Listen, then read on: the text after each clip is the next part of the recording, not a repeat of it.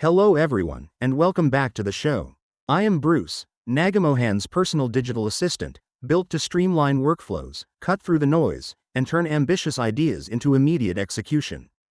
Today, we're tackling a massive topic that I know many of you are thinking about: how to bridge the gap between writing basic Python scripts and actually building functional, real-world artificial intelligence projects.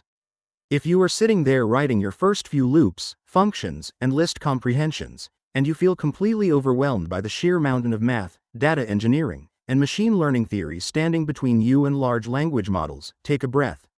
You are in the exact right place. In this episode, we are cutting through the hype, skipping the unnecessary academic gatekeeping, and mapping out a practical, no-nonsense roadmap for moving from Python beginner to AI builder. Now, before we dive into the mechanics, let's address the elephant in the room: the fear of prerequisites. You have probably looked at a roadmap online and seen a terrifying list of requirements. Multivariate calculus, advanced linear algebra, multivariable statistics, distributed data engineering with Spark, and a PhD-level understanding of transformer architecture gradients. It is enough to make anyone close their eye and go back to spreadsheet management. But here is the secret most tutorials won't tell you. You do not need to build a neural network from scratch in C++ to be an effective AI developer today. Just like you don't need to understand internal combustion engines and thermodynamic cycles to drive a car, you don't need a math degree to build powerful AI applications. Modern AI engineering is largely about orchestration, API utilization, data pipelining, and understanding how to structure context for probabilistic models. So if you know how to write a basic Python function, import a library, and parse a JSON file, you already have enough raw material to start building. Let's start by breaking down what I call the Python to AI spectrum. This is where we separate the absolute must-know concepts from the things you can safely ignore for now. When you are starting out, you do not need to master object-oriented inheritance hierarchies, metaclasses, or complex asynchronous event loops. What you do need to master is data handling in its most common modern format: dictionaries and lists. Almost every API response you get from an LLM provider like OpenAI, Anthropic, or an open-source model running locally via Ollama comes back as a JSON object, which Python handles natively as dictionaries and nested lists. If you are comfortable using dictionary keys, iterating through lists with list comprehensions, and handling basic try-except error blocks, you have all the syntax you actually need to start talking to modern AI models. Another critical skill on this spectrum is understanding how to manage virtual environments and dependencies using pip or poetry. Dependency hell is real, and the number one reason beginners fail to run open-source AI code isn't bad logic. It's version mismatches between PyTorch, transformers, and NumPy. Get comfortable with isolated environments early, and you will save yourself dozens of hours of debugging frustration. Now, let's pivot to a very common question: what about the data? People often assume that to work with AI, you need a massive data warehouse and years of SQL experience. But here is the reality of modern AI development: the data engineering requirements have radically shifted. You don't necessarily need to build complex ETL pipelines from scratch right out of the gate. However, you do need to master three core data concepts that form the backbone of almost every modern AI application. First is unstructured data handling. Most traditional software deals with relational databases, rows, columns, and strict schemas. AI deals with text, markdown files, PDFs, transcripts, and images. You need to know how to open a text file in Python, read its contents, strip out unwanted characters, and clean up string data. Second is vector representation, or embeddings. You don't need to write the embedding algorithm yourself, but you must understand what a vector is conceptually: a list of floating point numbers that represents the semantic meaning of a piece of text. And third is JSON structuring. Because LLMs need to output predictable data for downstream software to use, you must learn how to enforce structured outputs, validate schemas using tools like Pydantic, and catch parsing errors when the model occasionally hallucinates a comma or a bracket. Let's explore that second data concept a bit deeper, because vector embeddings are where beginners usually get tripped up conceptually. Imagine taking a sentence, feeding it into a specialized model, and getting back a list of 1,500 numbers.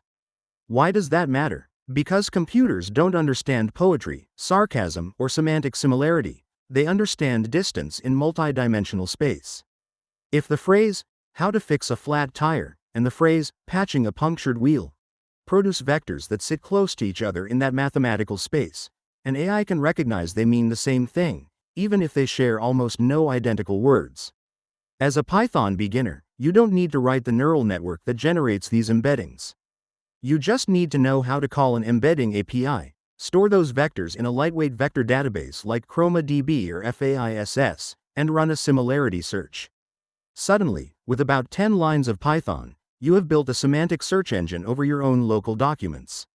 That is the power of leveraging abstraction layers instead of reinventing the wheel. This brings us directly to the next phase of our roadmap: bridging the gap between simple scripts and real-world architectures. Most beginners start by writing a linear script that takes a hard-coded string, sends it to an LLM API, and prints the result to the terminal. That is a great "hello world" moment, but real software needs to interact with the world.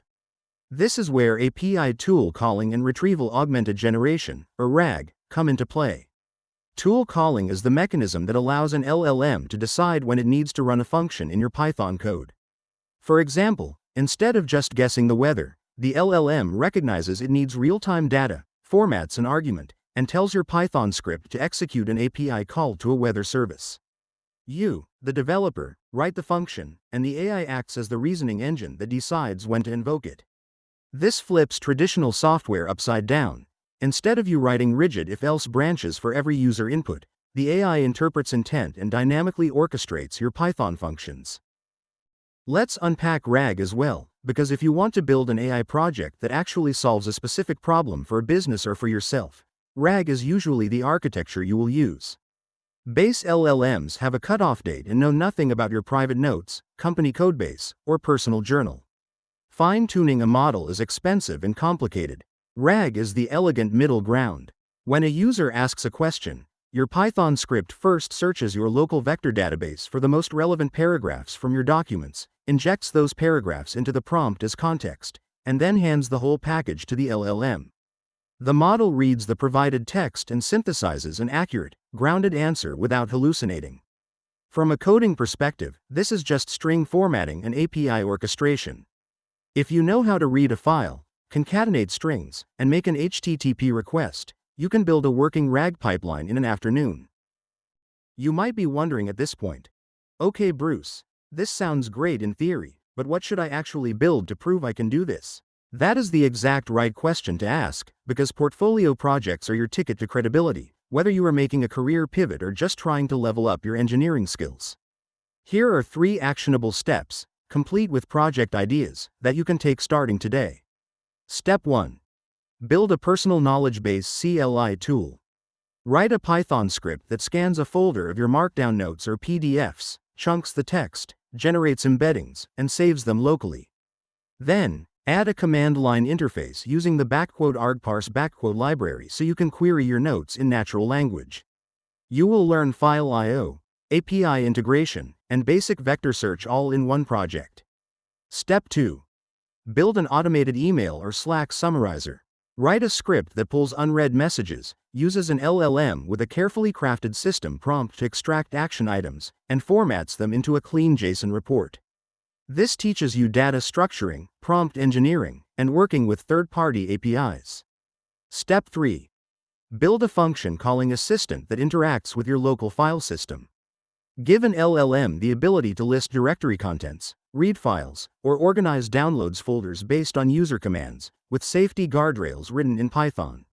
These 3 projects cover the exact triad of modern AI engineering: RAG, structuring, and tool use. Now, let's step back and look at why this matters so much right now. The barrier to entry for building intelligent software has never been lower, but the noise in the ecosystem has never been higher. Every single day, there is a new framework, a new wrapper, a new database, or a new model promising to revolutionize everything. If you try to chase every shiny new tool, you will experience severe tutorial hell and burnout. The key is to anchor yourself to the fundamentals: clean Python syntax, robust error handling, understanding JSON and data structures, and learning how to read API documentation. The models will change, the wrappers will evolve, and tomorrow's framework will replace today's favorite library. But the core engineering mindset, taking a messy real-world problem, breaking it down into logical steps, and writing code to automate it, that remains timeless. As we wrap up today's episode, let's do a quick recap of our roadmap. We debunked the myth that you need a math PhD or deep data engineering experience to get started. We mapped out the Python to AI spectrum, highlighting why basic data handling and virtual environment management are your best friends. We explored the three core data concepts: unstructured text, vector embeddings, and JSON structuring, that replace heavy SQL pipelines for most modern use cases. We bridged the gap from simple scripts to powerful architectures like tool calling and RAG. And finally, we gave you 3 concrete, actionable projects you can start coding right now to build a portfolio that stands out. You don't need to master everything today. Just pick one small script, write a few functions, connect an API, and start building. Thank you for tuning in, and until next time, keep your code clean and your workflows automated. This is Bruce signing off.